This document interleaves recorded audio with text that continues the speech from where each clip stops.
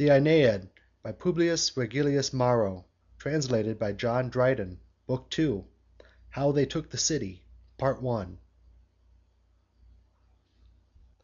All were attentive to the godlike man, when from his lofty couch he thus began: "Great queen, what you command me to relate Renews the sad remembrance of our fate: An empire from its old foundations rent, And every woe the Trojans underwent; A peopled city made a desert place; All that I saw, and part of which I was, Not ev'n the hardest of our foes could hear, Nor stern Ulysses tell without a tear.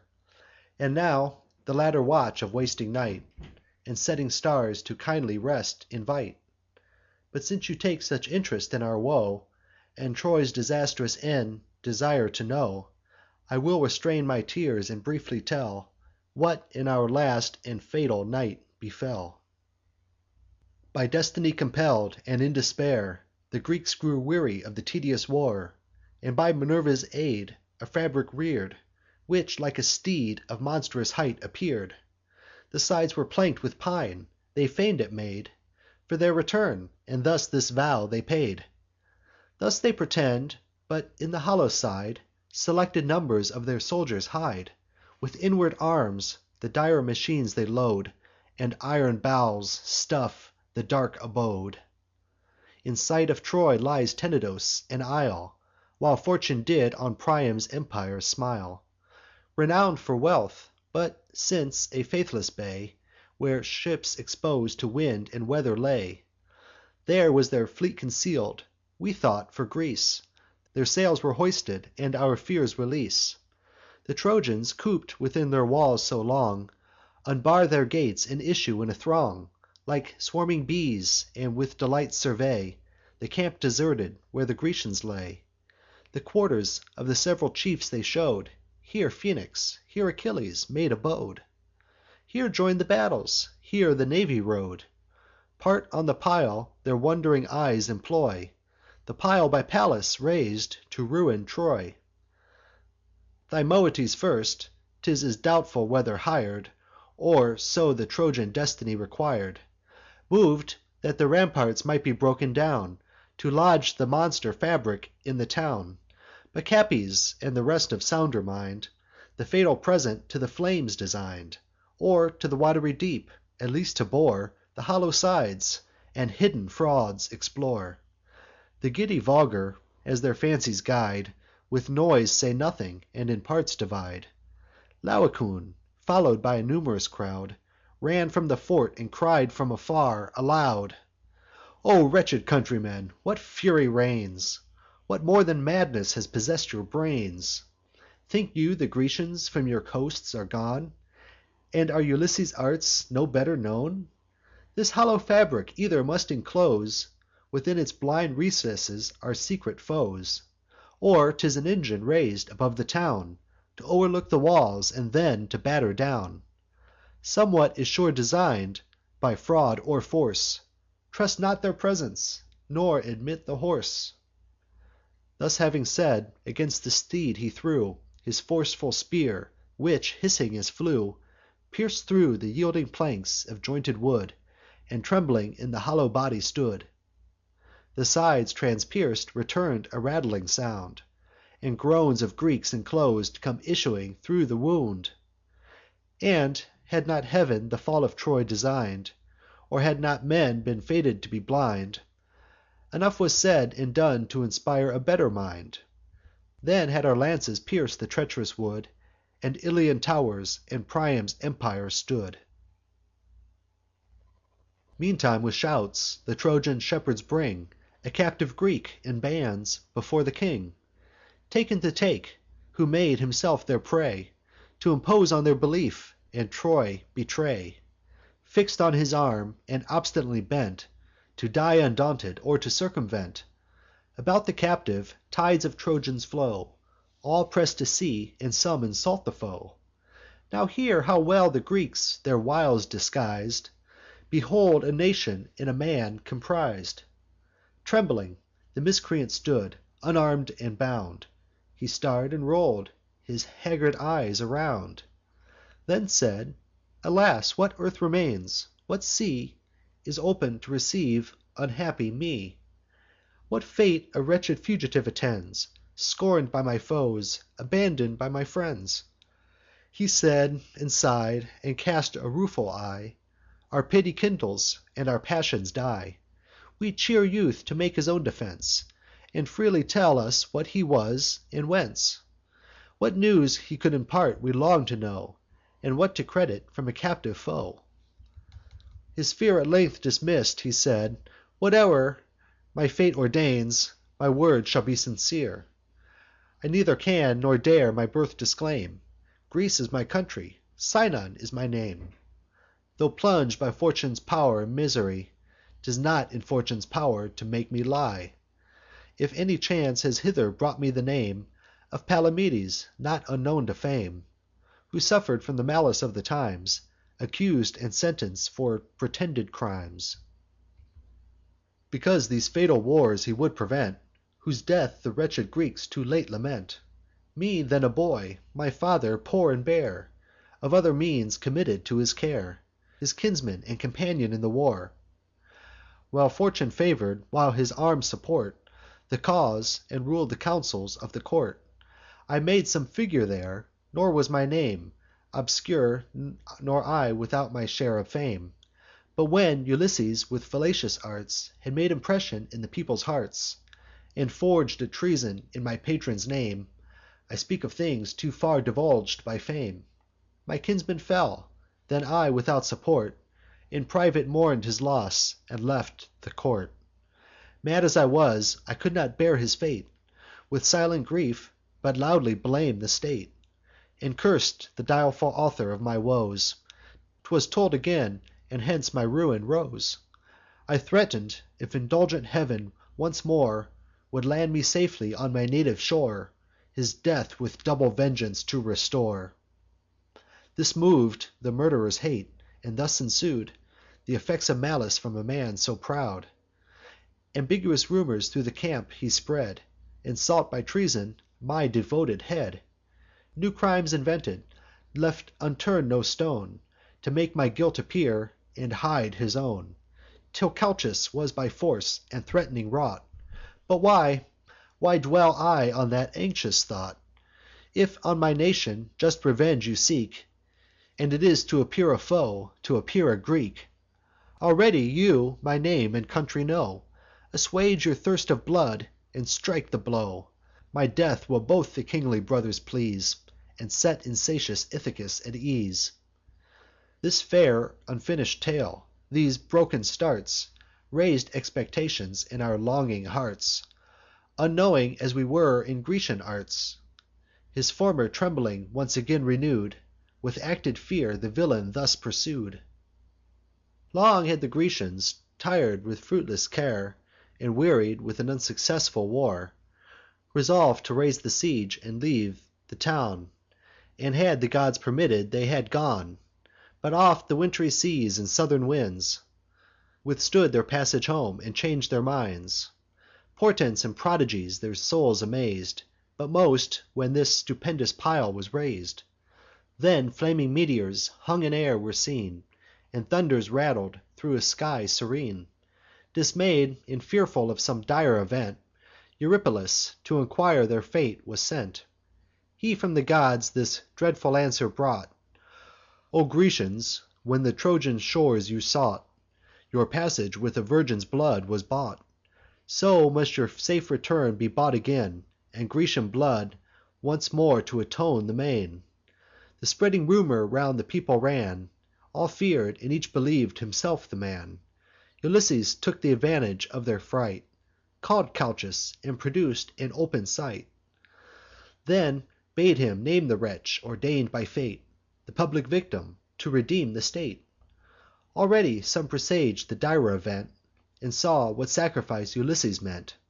For twice 5 days th' old seer withstood Th' intended treason, and was dumb to blood, Till, tir'd with endless clamours and pursuit Of Ithacus, he stood no longer mute; But, as it was agreed, pronounc'd that I Was destin'd by the wrathful gods to die. All prais'd the sentence, pleas'd the storm should fall. on one alone, whose fury threatened all. The dismal day was come. The priests prepare their leaven'd cakes, and fillets for my hair. I follow'd nature's laws, and must avow I broke my bonds, and fled the fatal blow. Hid in a weedy lake all night I lay, Secure of safety when they sail'd away.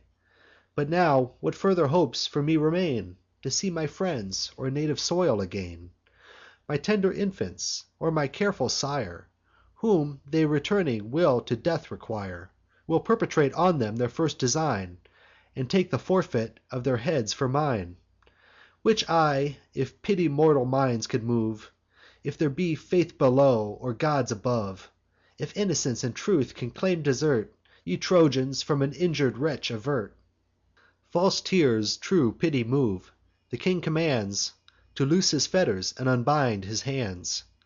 Then adds these friendly words: "Dismiss thy fears. Forget the Greeks. Be mine, as thou wert theirs. But truly tell, was it for force or guile, Or some religious end, you rais'd the pile?" Thus said the king. He, full of fraudful arts, This well invented tale for truth imparts. "Ye lamps of heav'n!" he said, and lifted high His hands now free. "Thou venerable sky! Inviolable pow'rs, adorn'd with dread! Ye fatal fillets that once bound this head! Ye sacred altars, from whose flames I fled! Be of all adjur'd, and grant I may, Without a crime, th' ungrateful Greeks betray; Reveal the secrets of the guilty state, And justly punish whom I hate. But you, O king, preserve the faith you gave, If I, to save myself, your empire save. The Grecian hopes, and all th' attempts they made, Were only founded on Minerva's aid. But from the time when impious Diomed, And false Ulysses, that inventive head, Her fatal image from the temple drew, The sleeping guardians of the castle slew. Her virgin statue, with the bloody hands, Polluted and profan'd her holy bands. From thence the tide of fortune left their shore, And ebb'd much faster than it flow'd before. Their courage languish'd, as their hopes decay'd, And Pallas, now adverse, refus'd her aid. Nor did the goddess doubtfully declare Her alter'd mind, and alienated care. When first her fatal image touch'd the ground, She sternly cast her glaring eyes around, That sparkled as they roll'd, and seem'd to threat. Her heav'nly limbs distill'd a briny sweat. Thrice from the ground she leapt, and was seen to wield Her brandish'd lance, and shake her horrid shield. Then Calchas bade our host for flight, And hope no conquest from the tedious war. Till first they sail'd for Greece, their pray'rs besought Her injur'd pow'r, and better omens brought. And now their navy plows the watery main, Yet soon expect it on your shores again. With Pallas pleas'd, as Calchas did ordain, But first to reconcile the blue-eyed maid, For her stolen statue and her tow'r betray'd. Warn'd by the steer to her offended name, We rais'd and dedicated this wondrous frame, So lofty, lest thro' your forbidden gates It pass, and intercept our better fates. For once admitted there, our hopes are lost, And Troy may then a new Palladium boast.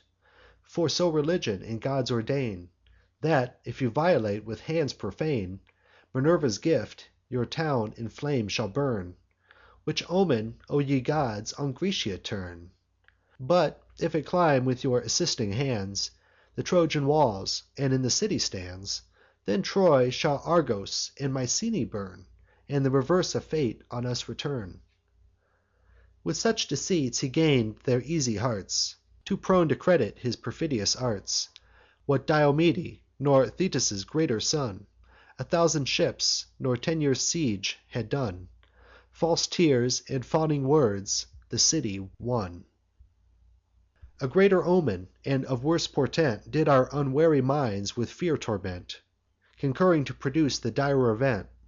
Laocoon, Neptune's priest by lot that year, With solemn pomp then sacrific'd a steer. When, dreadful to behold, from the sea we spied 2 serpents, rank abreast, the seas divide, And smoothly sweep along the swelling tide. Their flaming crests above the waves they show, Their bellies seem to burn the seas below. Their speckled tails advance to steer their course, And on the sounding shore the flying billows force. And now the strand, and now the plain they held. Their ardent eyes with bloody streaks were fill'd; their nimble tongues they brandish'd as they came, And lick'd their hissing jaws that sputter'd flame. We fled amaz'd, their destin'd way to take, And to Laocoon and to his children make. At first round the tender boys they wind, Then with their sharpen'd fangs their limbs and bodies grind. The wretched father running to their aid, With pious haste, but vain, they next invade. Twice round his waist their winding volumes roll'd, And twice about his gasping throat they fold. The priest, thus doubly chok'd, their crests divide, And tow'ring o'er his head in triumph ride. With both his hands he labours at the knots; His holy fillets the blue venom blots; His roaring fills the flitting air around.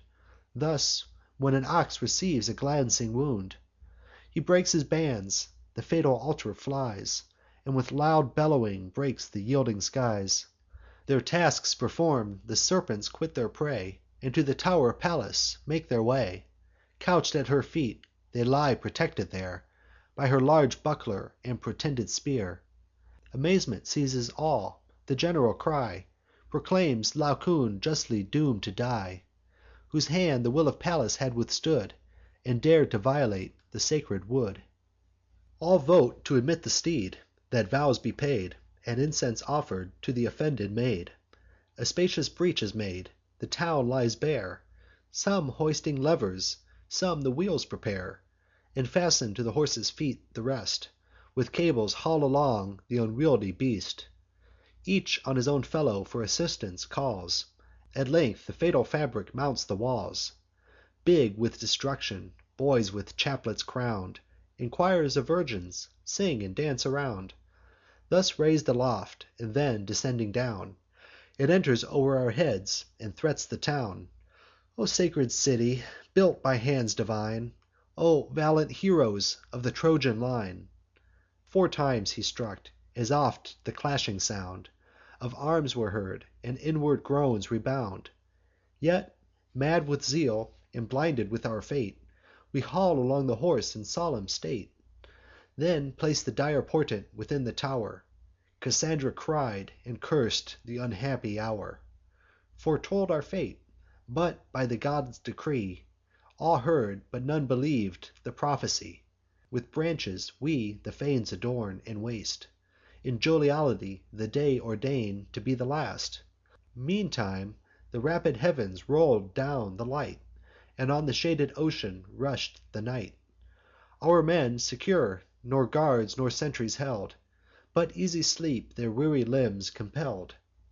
The Grecians had embark'd their naval pow'rs From Tenedos, and sought our well known shores. Safe under covert of the silent night, And guided by th' imperial galley's light, When Sinon, favour'd by the partial gods, Unlock'd the horse, and oped his dark abodes, Restor'd to the vital air our hidden foes, Who joyful from their long confinement rose. Tysander bold, and Sthenelus their guide, And dire Ulysses down the cable slide. Then Thoas, Athamas, and Pyrrhus haste. Nor was the Podalirian hero last, Nor injur'd Menelaus, nor the fam'd Epeus, who the fatal engine fram'd.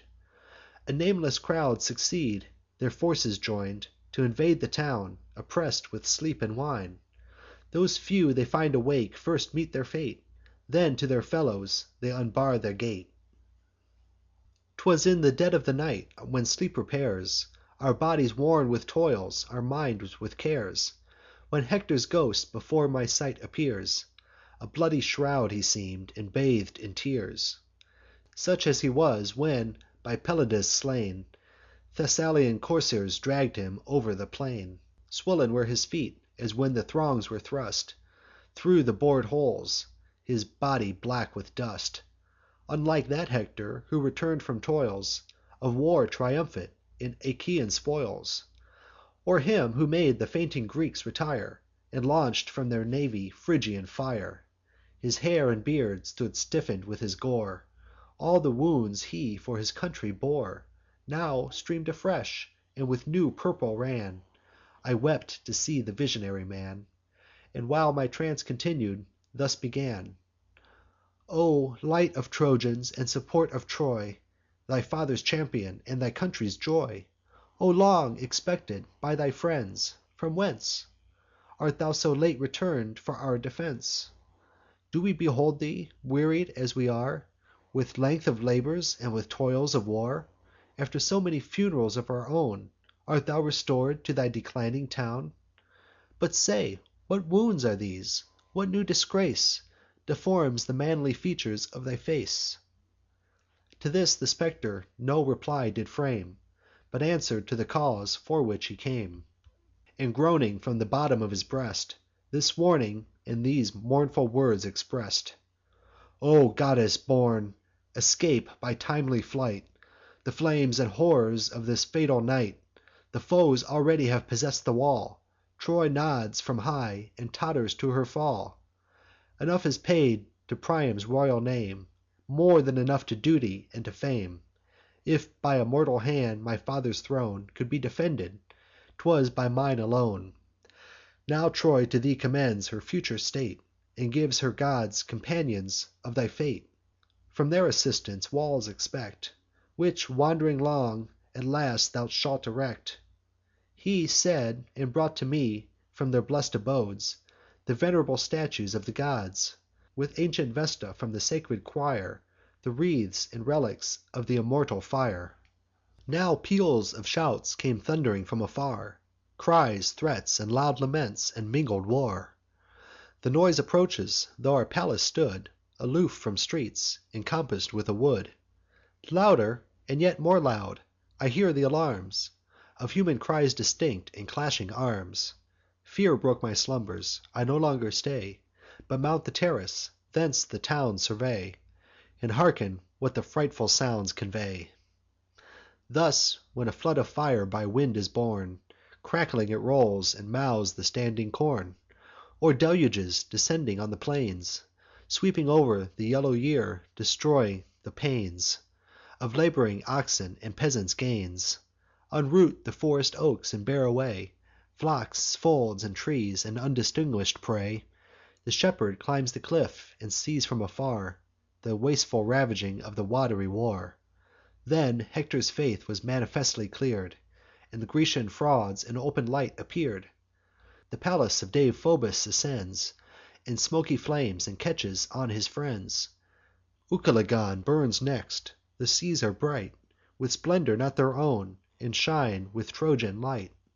New clamours and new clangours now arise, The sound of trumpets mix'd with fighting cries.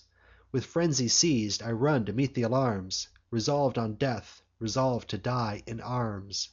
But first to gather friends, and with them to oppose, If fortune favour'd, and repel the foes. Spurr'd by my courage, and by my country fir'd With sense of honour, and revenge inspir'd.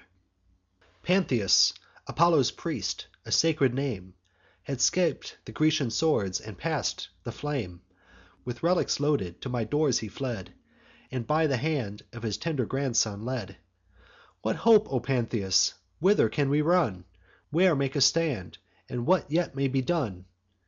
"Scarce," said I, when Pantheus, with a groan: "Troy's no more, and Ilium was a town. The fatal day, th' appointed hour is come, When wrathful Jove's irrevocable doom Transfers the Trojan state to Grecian hands. The fire consumes the town; the foe commands, And arm'd hosts, an unexpected force, Break from the bows of the fatal horse. Within the gates proud Sinon throws about The flames, and foes for entrance press without, With thousand others, whom I fear to name, More than from Argos or Mycenae came. To sev'ral posts their parties they divide; Some block the narrow streets, some scour the wide. The bold they kill, th' unwary they surprise. Who fights finds death, and death finds him who flies. The warders of the gate but scarce maintain Th' unequal combat, and resist in vain." I heard; and Heav'n, that well born soul inspires, Prompts me thro' lifted swords and rising fires To run where clashing arms and clamour calls, And rush undaunted to defend the walls. Ripheus and Iphitus by my side engage. For valour one renown'd, and one for age. Dymas and Hypanis by moonlight knew My motions and my mien, and to my party drew. With young Coroebus, who by love was led To win renown and fair Cassandra's bed, And lately brought his troops to Priam's aid, Forewarn'd in vain by the prophetic maid; Whom when I saw, resolv'd in arms to fall, And that one spirit animated all. "Brave souls," said I, "but brave, alas! in vain. Come, finish what our cruel fates ordain. You see the desp'rate state of our affairs, And heav'n's protecting pow'rs are deaf to pray'rs. The passive gods, behold, the Greeks defile Their temples, and abandon to the spoil Their own abodes. We, feeble few, conspire To save a sinking town, involv'd in fire. Then let us fall, but fall amidst our foes. Despair of life the means of living shows." So bold a speech encourag'd their desire Of death, and added fuel to their fire. As hungry wolves, with raging appetite, Scour thro' the fields, nor fear the stormy night, Their whelps at home expect the promis'd food, And long to temper their dry chaps in blood; So rush'd we forth at once, resolv'd to die, Resolv'd, in death, the last extremes to try. We leave the narrow lanes behind, and dare Th' unequal combat in the public square. Night was our friend; our leader was despair. What tongue can tell the slaughter of that night? What eyes can weep the sorrows and affright? An ancient and imperial city falls; The streets are fill'd with frequent funerals; Houses and holy temples float in blood, And hostile nations make a common flood. Not only Trojans fall, but, in their turn, The vanquish'd triumph, and the victors mourn. Ours take courage from despair and night; Confus'd the fortune is, confus'd the fight. All parts resound with tumults, plaints, and fears, And grisly death in sundry shapes appears. Androgeos fell among us, with his band, Who thought us Grecians newly come to land. "From whence," said he, "my friends, this long delay? You loiter, while the spoils are borne away. Our ships are laden with the Trojan store, And you, like truants, come too late ashore." He said, but soon corrected his mistake, Found by the doubtful answers which we make. Amaz'd, he would have shunn'd th' unequal fight; But we, more num'rous, intercepted his flight, As when some peasant in a bushy brake Has with unwary footing press'd a snake. He starts aside, astonish'd, when he spies His rising crest, blue neck, and rolling eyes. So from our arms surpris'd Androgeos flies. In vain; for him and his we compass'd round, Possess'd with fear, unknowing of the ground, And of their lives an easy conquest found. Thus fortune on our first endeavour smil'd. Coroebus then, with youthful hopes beguil'd, Swoln with success, and a daring mind, This new invention fatally design'd. "My friends," said he, "since fortune shows the way, 'Tis fit that we should th' auspicious guide obey. For what has she, these Grecian arms, bestow'd, But their destruction, and the Trojans' good? Then change we shields, and their devices bear; Let fraud supply the want of force in war. They find us arms." This said, himself he dress'd In dead Androgeos' spoils; his upper vest, His painted buckler, and his plumy crest. Thus Ripheus, Dymas, all the Trojan train, Lay down their own attire, and strip the slain. Mix'd with the Greeks, we go with ill presage, Flatter'd with hopes to glut our greedy rage. Unknown, assaulting whom we blindly met, And strew with Grecian carcasses the street. Thus, while their straggling parties we defeat, Some to the shore and safer ships retreat; And some, oppress'd with more ignoble fear, Remount the hollow horse, and pant in secret there. But ah! what use of valour can be made, When heav'n's propitious pow'rs refuse their aid? Behold the royal prophetess, the fair Cassandra, dragg'd by her dishevel'd hair, Whom not Minerva's shrine, nor sacred bands, In safety could protect from sacrilegious hands. On heav'n she cast her eyes; she sigh'd, she cried; 'Twas all she could; her tender arms were tied. So sad a sight Coroebus could not bear, But, fir'd with rage, distracted with despair, Amid the barb'rous ravishers he flew. Our leader's rash example we pursue; But storms of stones from the proud temple's height Pour down, and on our batter'd helms alight. We from our friends receiv'd this fatal blow, Who thought us Grecians, as we seem'd in show. They aim at the mistaken crests, from high; And ours beneath the pond'rous ruins lie. Then, mov'd with anger, and disdain to see Their troops dispers'd, the royal virgins free, The Grecians rally, and their pow'rs unite; With fury charge us, and renew the fight. The brother kings, with Ajax, join their force, And the whole squadron of Thessalian horse. BOOK II. Part I.